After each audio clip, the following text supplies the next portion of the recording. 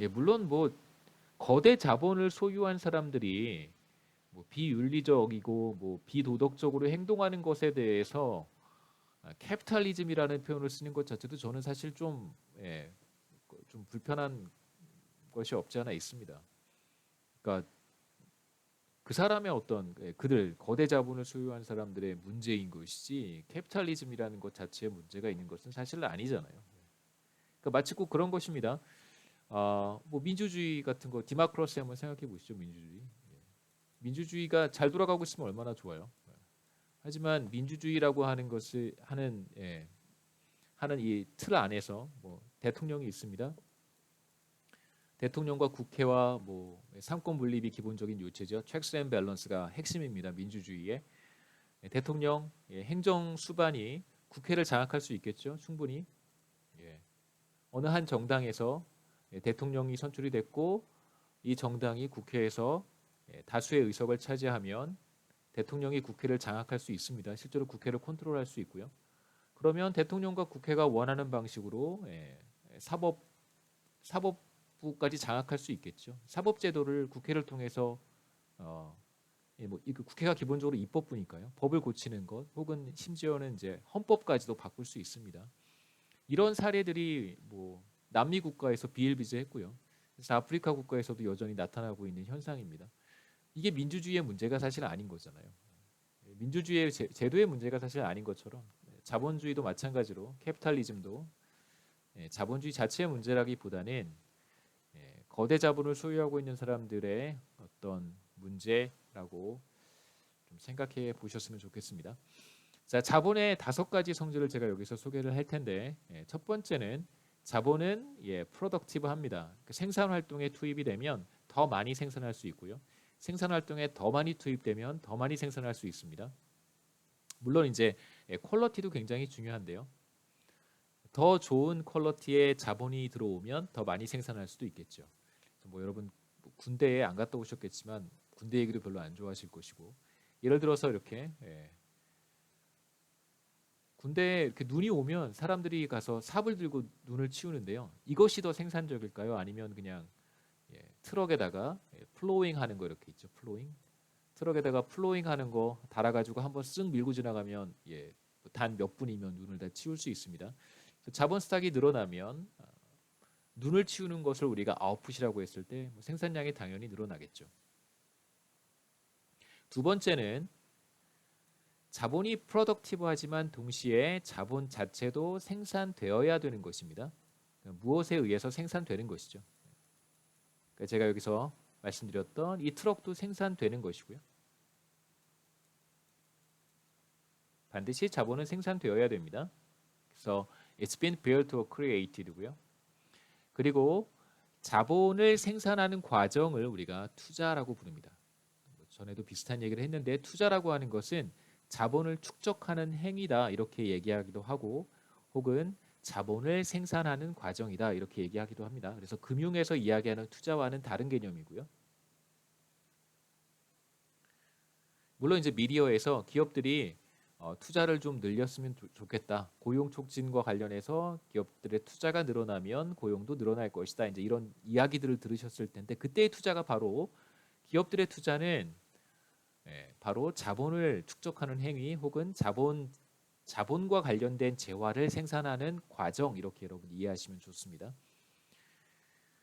그러니까 자본이라고 하는 것은 기본적으로 생산되어야 된다는 관점에서 우리가 무엇과 비교할 수 있냐면 내추럴 리소스와 비교할 수 있습니다. 내추럴 리소스는 뭐 대표적으로 토지라든가 혹은 뭐 석유, 가스, 뭐 여러 가지 자원들인데요. 그런 것들은 우리가 생산할 수 없는 것들이고요. 주어진 것이죠. 캐피탈은 우리가 생산할 수 있는 것입니다. 그 다음에 이제 컨섬션과 인베스트먼트의 관계를 한번 생각해 볼 수 있는데 이 둘 사이에는 사실상 트레이드 오프가 있습니다. 트레이드 오프가 상충 관계라는 표현을 많이 쓰는데요. 이제 하나를 얻기 위해서 다른 하나를 희생해야 되는 그런 관계죠. 상충 관계. 자, 어떤 기업이 있습니다. 기업이 공장이라든가 설비라든가 뭐 이런 것들 투자를 통해서 자본을 확충하려고 하는데 재원이 부족해서 리소스를 어디에선가 조달을 해야 됩니다. 리소스를 조달을 해야겠죠. 우리가 맨날 은행 이야기를 하니까 너무 좀 식상한 것 같아서요. 자본 통상적으로 자본 시장을 통해서 자본을 조달을 합니다. 자본 시장이죠. 그래서 우리는 너무나 그 편협하게 상업은행을 통해서 자본을 조달하는 경우가 너무 많아서 대출이죠, 일종의.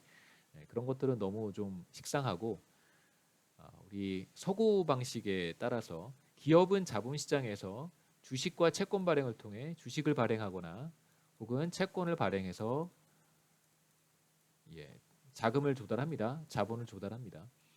자, 그런데 이 리소스라고 하는 것은 누군가가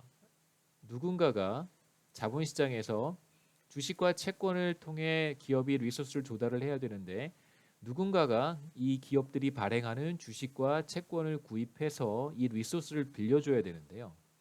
그러면 여기에 있는 반대 주체들은 우리가 보통 가계라고 부릅니다. 혹은 소비자들, 이쪽은 기업들이겠죠. 기업이 자본시장에서 주식 발행과 채권 발행을 통해서 자본을 조달을 해야 되는데 그러려면 가계가 자신이 가지고 있는 리소스를 희생을 해서 여기에 빌려주는 거죠. 빌려주는 대가로 주식과 채권을 홀드하고 있는 것입니다. 주식과 채권을 구입하는 것이죠.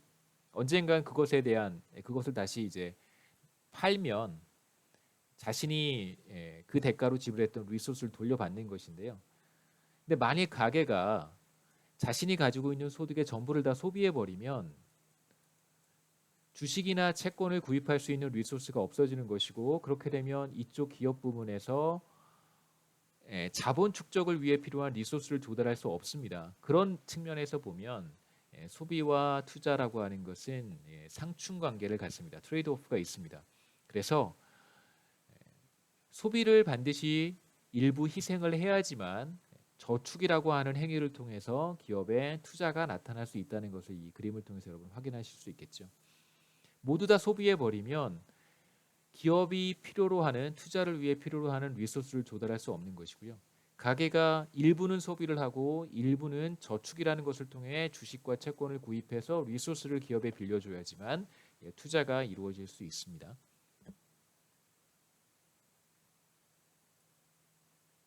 경제학 원론에서 여러분 다 커버하셨을 거라고 생각되고요. 세 번째는 자본은 기본적으로 라이벌합니다. 라이벌은 이제 재정학에 등장하는 개념인데 미시경제학이나 이거는 경합적이라고 번역을 하고요. 경합적이라고 하는 말은 무슨 말이냐면 한 명이 사용하면 혹은 소수의 몇몇 사람들이 사용을 하면 다른 사람들은 사용할 수 없습니다. 그러니까 동시에 여러 명이 동시에 사용할 수 없는 재화, 그런 재화와 서비스를 보통 경합적이라고 표현을 하고요.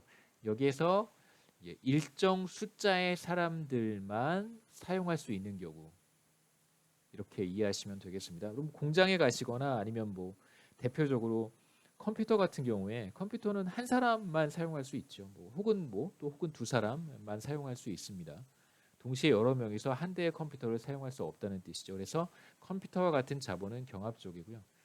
대부분의 자본은 다 그렇습니다. 피지컬 캡처라고 하는 것은 본질적으로 경합적이죠. 한두 사람이 사용하면 혹은 소수의 사람이 사용하면 다른 사람들이 사용할 수 없습니다. 이제 우리가 경제 성장에서 다루게 되는 또 다른 어떤 특성의 스탁이라고 하는 것이 있는데 자, 그것이 아이디어고요.